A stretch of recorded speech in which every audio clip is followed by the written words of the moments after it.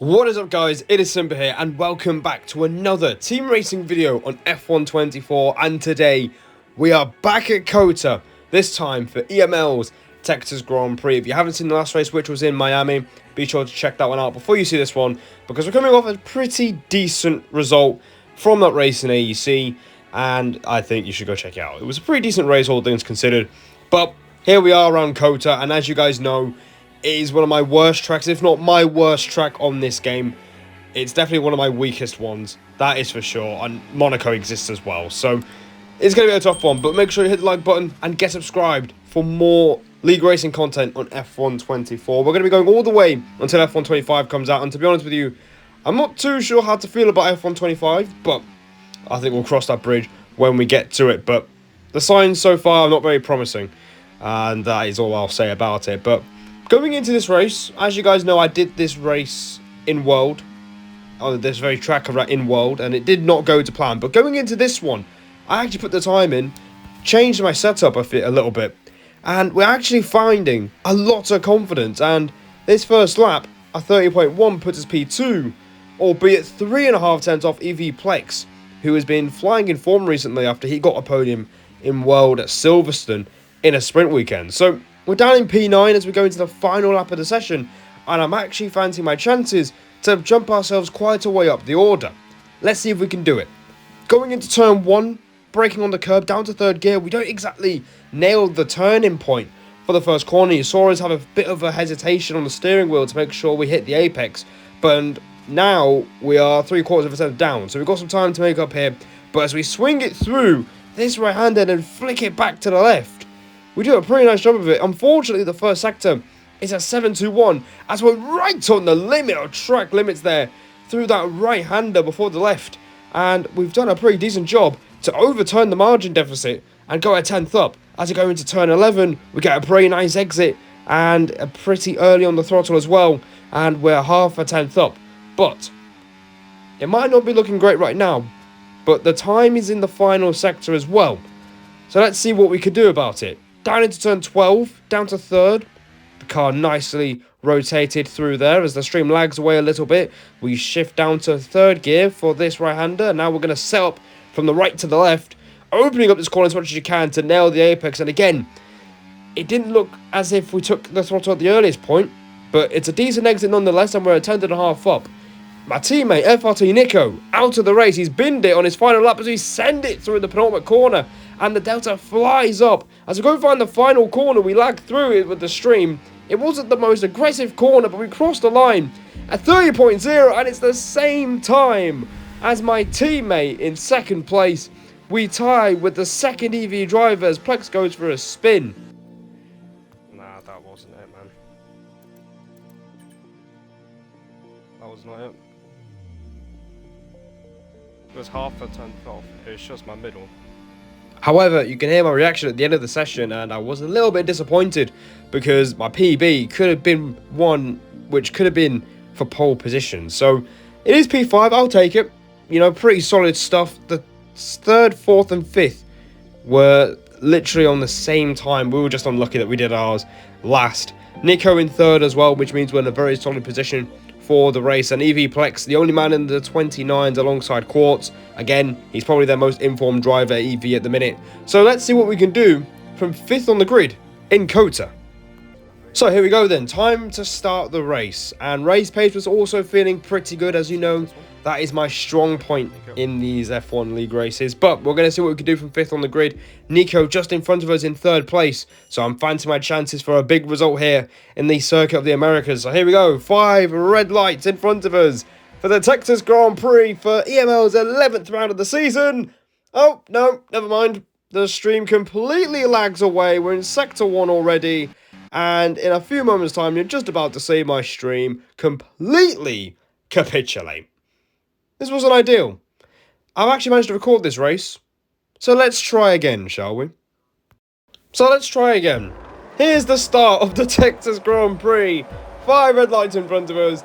There's no lag from now to the end of the race as the lights go out, and we are underway here in COTA, and we're going to see what we can do on one of our weakest tracks on the game. Plex gets a decent start from pole position as we go in towards turn number 1. We're going to hold the outside line, and we're going to try and fend off CPI Fraser, who looks to have bogged down a little bit, and we are still in P5. Nico retaining his third place as well, so it's not a bad start, as we do break even on the opening lap once again, as we go into Sector 2 now, looking to just settle down and really get into a rhythm, as we've got our teammate in front of us, as Tails has a massive moment. You can see we veer off into the grass very momentarily, and that has really impacted us there.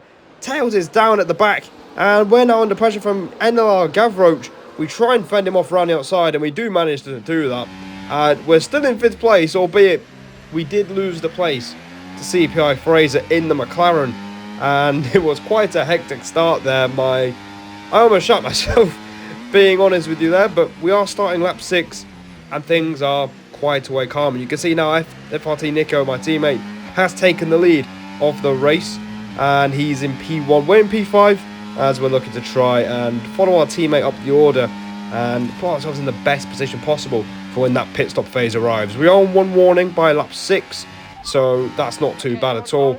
And I will say that I did have a few dodgy internet problems throughout the race, and you'll see that in the coming stages. But right now we're just chilling. Race pace was feeling really good. We changed the qualifying setup and the race setup compared to the races I did in Worlds, so these setups are working quite a way nicer now, and I'm feeling a lot more more confident, as I'm stumbling through my words and tripping over myself. I'm feeling a lot more confident. I'm feeling a bit more, much more connected with this track than I have ever done in the years I've been league racing on this channel for you guys. So it is quite refreshing, as we put in a personal best in the first sector, and you can see now that not much is happening. We're just chilling in P number 5, and that's it really. Not much else going on, but we are going to cut away into quite a way into the race. On to lap 16. Nothing happened, guys, I'm going to be honest. You can see now the cars that were in front of us have pitted for medium tyres, so the pit stop phase is well underway. We've been forced into going 1 lap longer because we don't want to double stack with Nico, because that would make absolutely no sense to do that. So Gavroche and I are going to stay out, along with the Haas of IRTC behind us as well. He's got 3 seconds. We're on 2 warnings at this point, so we do have to be mindful. We've been on 2 warnings since lap number 10.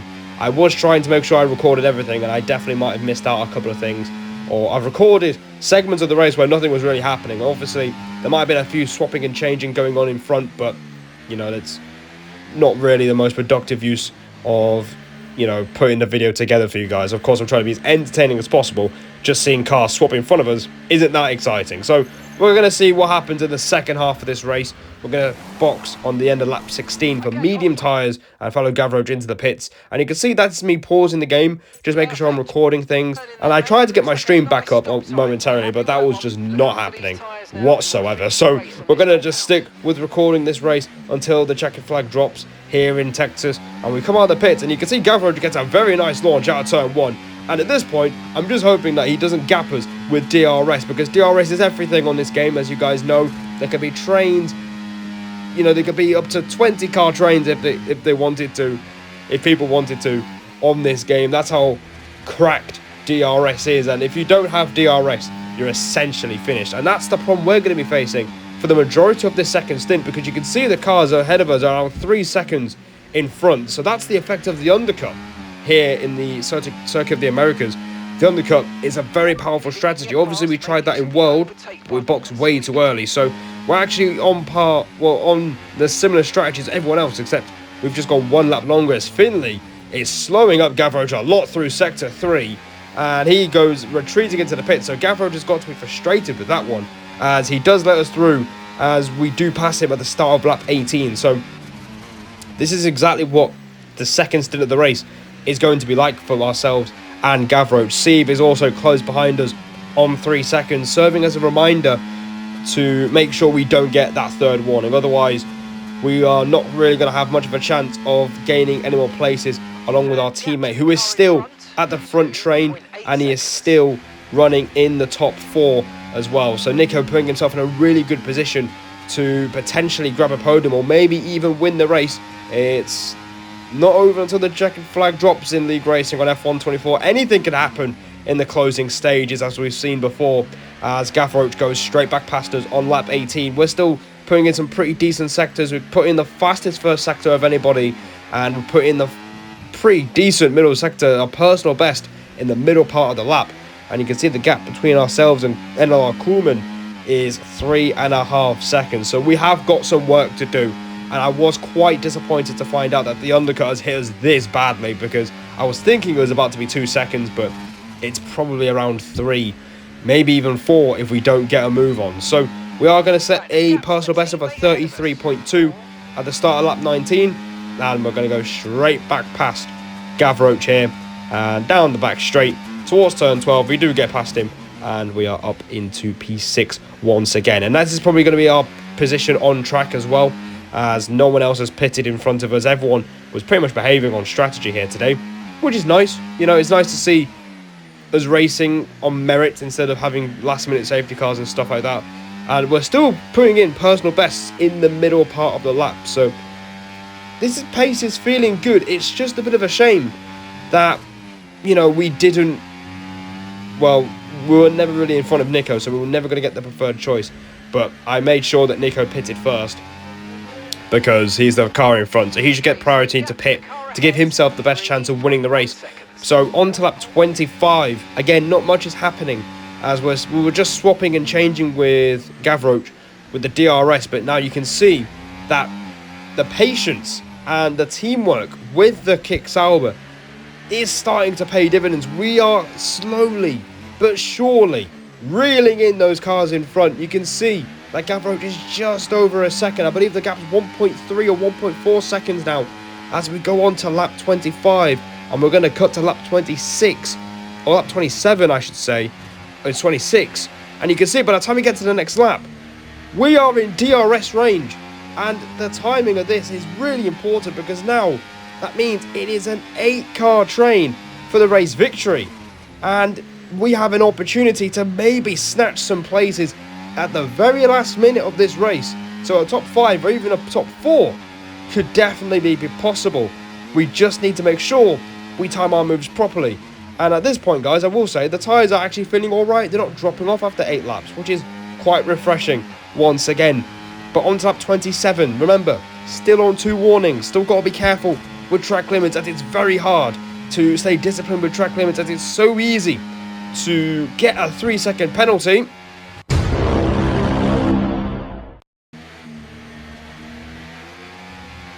You've been given a time penalty for that last incident, mate. I don't believe it.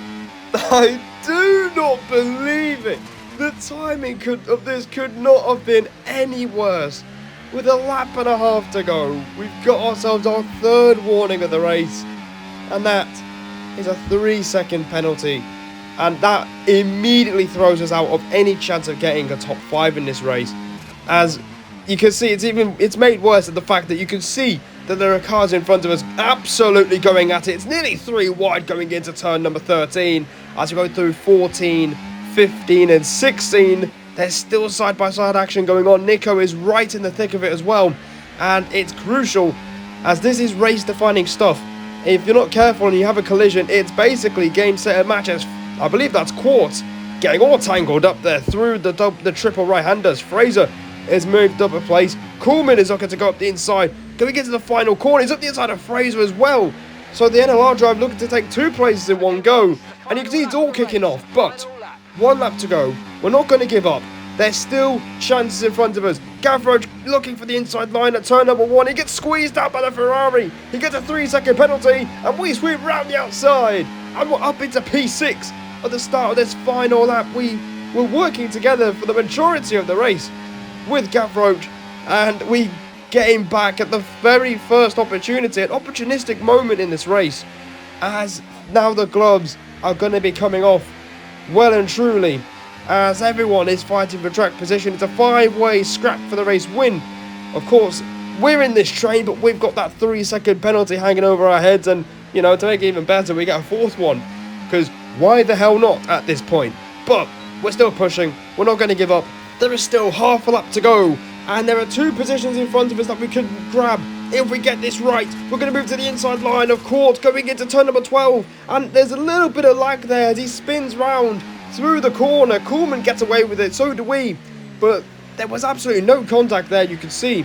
But that's definitely my internet playing a part. As meanwhile, up ahead, Plex and Fraser are going at it, and that allows Nico to emerge as the race leader on the final lap, and he's going to take his first victory for FRT. And he was absolutely stunning in Austria in World the day before. He's going to take his first victory in EML, his first victory for FRT. He wins the Texas Grand Prix, and we get P5 in the end. And unfortunately, the penalty pushes us down to P6, and we slam RRB in frustration. But, you know, looking back at it now, I am very happy to see Nico on the top step of the podium. He drove brilliantly. He started third. He did well. He got 2 warnings, I think, with a decent number of laps to go. And he managed to keep it calm and keep it cool and make the moves when it mattered to take the victory. And it's turning out to be quite a signing for us as a team, as he was not given the best reception when people heard the news of us signing him. But he's definitely turned out to be a pretty good signing for us. For us, it's P6 around our worst track on the game. I'll happily take it. I will happily take it. Of course, P5 or maybe even 4 was potentially on the cards here, but that penalty set us back. But I'm very happy with the pace, and it's a massive confidence boost. However, Gavroche rightfully got that 3-second penalty removed, which pushes us down to P7, and I have no idea how many points I actually scored for that, but it's still a decent result. Unfortunately, we do go backwards compared to where we started, but hitting that 1 lap later pretty much defined our race, as we were basically playing catch-up for the final third of it. But pace was really good around COTA, so that's definitely raised the confidence a little bit after the last 2 videos weren't exactly the best. And in the standings, we were P7 going into this race. We've jumped up a few teams of IRT in Optimum Velocity, and we're up into P5, so pretty good points haul for the team, and I can't complain with that. And our next race is going to be in World at Monza for the final time this season. But guys, that's going to be the end of this one. I hope you guys enjoyed it. We've actually managed to do a good race around COTA. Be sure to subscribe for more. Check out the 2 videos on screen if you haven't seen them already. And as always, I will see all of you in the next one.